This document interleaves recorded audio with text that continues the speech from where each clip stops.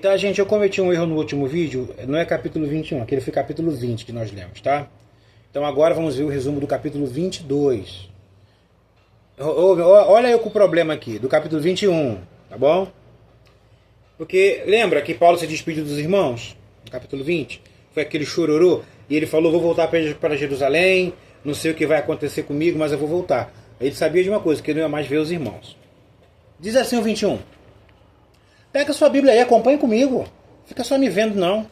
Dá pra me ouvir. Pega a Bíblia aí. Vou esperar você pegar a Bíblia. Calma aí. Até agora não pegou a Bíblia, irmão? Pelo amor de Deus, hein? Alá baixai. Isso. Atos 21. 21. Isso, achou? Então tá. Deu tempo, né? Vamos lá. E aconteceu que, separando-nos deles, dos irmãos, né? Aqui Lucas continua narrando a despedida. Navegamos e fomos correndo o caminho direito e chegamos a Cós. E no dia seguinte a Rhodes, de onde passamos a Pátara. Só um nome bonito, né? E achando um navio que ia para a Fenícia, embarcamos nele e partimos. E indo já à vista de Chipre, deixando à esquerda, navegamos para a Síria e chegamos a Tiro, porque o navio havia de ser descarregado ali. Ou seja, era um navio de carga, né? E achando os discípulos, ficamos ali 7 dias, os quais pelo Espírito diziam a Paulo que não subisse a Jerusalém. Olha só, irmão, é bom ler o texto com atenção. O navio parou para descarregar, né? Em Tiro. E eles ficaram ali na cidade de Tiro 7 dias. E o Espírito Santo, tá, revelou aos irmãos que Paulo não fosse para Jerusalém. Os irmãos dali. 5. E havendo passado ali aqueles dias, saímos e seguimos nosso caminho, acompanhando-nos todos, com suas mulheres e filhos, até fora da cidade, e postos de joelho na praia, oramos. E saudamos-nos uns aos outros, subimos nos navios e eles voltaram para suas casas. Ou seja, eles juntou aqueles irmãos que eles conheceram ali, as esposas, os filhos, juntou todo mundo, se ajoelhou na praia, oraram.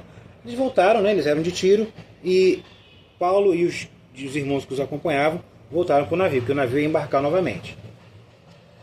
E nós, concluída a navegação de Tiro, viemos a Ptolomaida e, havendo saudado os irmãos, ficamos com eles um dia.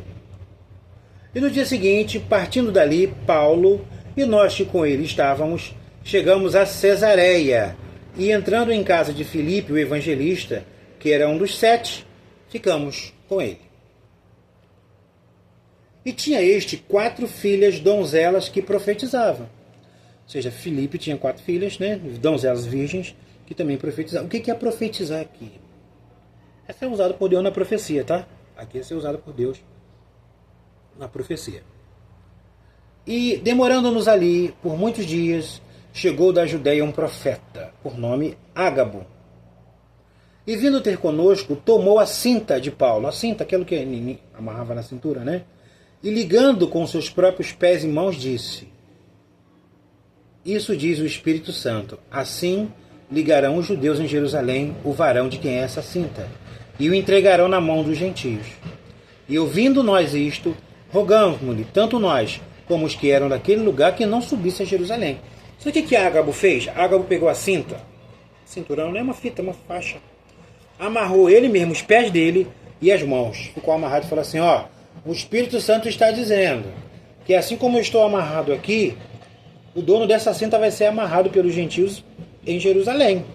É o segundo aviso que Paulo está recebendo de que ele teria problemas em Jerusalém, que não era para ele ir para Jerusalém. Lembra dos irmãos lá em Tiro? E agora o Ágabo. E os irmãos que estavam ali com Paulo falaram assim, Paulo, não vai. O versículo diz aqui, né? O versículo de número 12, ó, rogamos que não subisse a Jerusalém. E Paulo, sabe que Paulo ficou com medo? Né? Diz aqui o versículo 13, ó. Mas Paulo respondeu, que fazeis vós chorando e magoando-me o coração? Porque eu estou pronto, não só a ser ligado, ser amarrado, né? mas ainda a morrer em Jerusalém pelo nome do nosso Senhor Jesus. Eita glória! Está pronto para morrer? Está pronto para ser amarrado? Está pronto para morrer por Jesus? Hã? Pode te amarrar? Pode te matar? Pode dar um tiro? Pode. Então, você está igual Paulo. Né? É isso aí. Você vê a certeza que Paulo tinha, né? O desprendimento das coisas materiais, da própria vida. Algo assim raro de encontrar hoje em dia. Versículo 13. Mas Paulo, 14.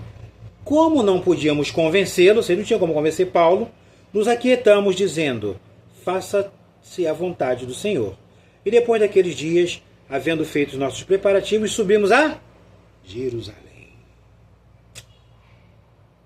E foram também conosco alguns discípulos de Cesareia, levando consigo um certo Minason Cíprio, discípulo antigo, com quem havíamos de hospedar-nos. E logo que chegamos a Jerusalém, os irmãos nos receberam de muito boa vontade. E no dia seguinte, Paulo entrou conosco em casa de Tiago, e todos os anciãos vieram ali. E havendo-os saudado, contou-lhes por miúdo o que por seu ministério Deus fizera entre os gentios. Paulo fazia as viagens missionárias, mas ele sempre relatava isso. É isso que o missionário faz. O missionário viaja e dá o relatório do que está acontecendo na obra missionária. Não é essas missionárias aí que só vai para culto, esses missionários aí que a gente sabe nem quem ungiu e que não faz missão nenhuma. Tá bom? Continuando aqui, 20. E ouvindo eles, né, os anciãos, os relatos de Paulo, glorificaram ao Senhor e disseram-lhe, bem vês, irmãos, quantos milhares de judeus há que creem, e que todos são zeladores da lei, ou seja, até os judeus estão crendo. 21. E já acerca de ti foram informados de que ensinas todos os judeus que estão entre os gentios a apartarem-se de Moisés, dizendo que não deve circuncidar-se seus filhos, nem andar segundo o costume da lei. Paulo está dizendo assim, os irmãos estão dizendo para Paulo, estão falando que você está ensinando que não é para seguir a lei de Moisés, nem é para se circuncidar. Que faremos? Versículo 22. Pois, em todo caso é necessário que a multidão se ajunte, porque terão ouvido que já és vindo, ou seja, os irmãos que estão aqui têm que se juntar, porque eles vão saber que você chegou aqui, Paulo, e vão querer te ouvir. Faz, pois, isto que te dizemos, temos 4 varões que fizeram voto. Toma estes contigo, santifica-te com eles, e faze por eles os gastos, para que rapem a cabeça, e todos ficarão sabendo de que nada há daquilo que foram informados acerca de ti, mas que também tu mesmo andas guardando a lei. Ou seja, eles queriam que eles tivessem alguma evidência de que Paulo, que era judeu, ainda guardasse a lei. Vamos ver o que aconteceu? Todavia, quanto aos que creem nos gentios, já nós havemos escrito e achado por bem que nada disso observem, mas que só se guardem dos que se sacrificam aos ídolos e do sangue e do sufocado e da prostituição. Aquilo que ficou definido lá em Atos capítulo 15, né? Versículo 28 e 29, o Concílio de Jerusalém. Então, Paulo, tomando consigo aqueles varões, entrou no dia seguinte no templo, já santificado com eles, anunciando serem já cumpridos os dias da purificação, e ficou ali até se oferecer por cada um deles a oferta. E quando os 7 dias estavam quase a terminar, os judeus da Ásia, vendo-os no templo, alvoroçaram todo o povo e lançaram mão sobre ele, e pegaram Paulo. Clamando, varões israelitas, acudi, este é o homem que por todas as partes ensina a todos, contra o povo e contra a lei, contra esse lugar, e demais disto, introduziu também no templo os gregos e profanou o santo lugar, porque tinham visto com ele na cidade de Trófimo de Éfeso, os quais pensavam que Paulo introduzira no templo. E alvoroçou-se toda a cidade e houve grande concurso, grande confusão, né, do povo. E pegando Paulo, arrastaram para fora do templo e logo as portas se fecharam. E procurando eles matá-lo, chegou ao tribuno da corte o aviso de que Jerusalém estava toda em confusão. Problema em Jerusalém, aí os romanos têm que resolver, né? O qual, tomando logo consigo soldados centuriões, correu para eles. E quando viram o tribuno e os soldados, cessaram de ferir Paulo. Já estavam batendo, espancando Paulo.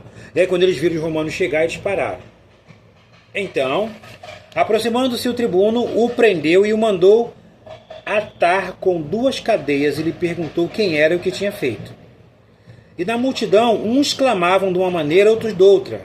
Mas como nada podia se saber ao certo, por causa do alvoroço, mandou conduzi-lo para a fortaleza. Ou seja, quando ele perguntou assim, qual o teu problema, qual o teu crime? Um falava uma coisa, não foi uma confusão danada, ele não conseguiu entender, falou assim, vamos levar Paulo para a fortaleza, lá para a prisão, lá a gente vai ouvir ele. Vamos ver o que esse homem fez. 37. E quando iam introduzir Paulo na fortaleza, disse Paulo ao tribuno, é permitido dizer-te alguma coisa? E ele disse, sabes o grego? Ele achou que Paulo, por ser judeu, não sabia grego. Ele não sabia das capacidades, né, idiomáticas de Paulo. Paulo falou assim, eu posso falar alguma coisa? Ele disse assim, e tu fala grego? Aí ele diz assim, ó, não és tu, porventura, aquele egípcio que antes desses dias fez uma sedição e levou ao deserto 4.000 salteadores? Ele falando com Paulo. Mas Paulo disse, na verdade que sou homem judeu, cidadão de Tarso, cidade não tão pouco célebre da Cilícia.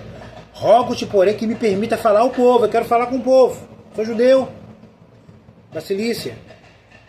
E havendo-lhe permitido, Paulo, pondo-se de pé nas escadas, fez sinal com a mão ao povo e, feito grande silêncio, falou-lhes na língua hebraica, dizendo, acabou o capítulo 22. O que será que Paulo falou? Estava sendo levado preso, pediu para falar com o centurião, que o prendia, né? E foi-lhe dada a oportunidade e ele queria primeiro falar com o povo. Essa fala com o povo já é o resumo do capítulo 22, tá bom? E é um discurso, uma defesa de fé linda, né? Que vai ser no outro vídeo, ok?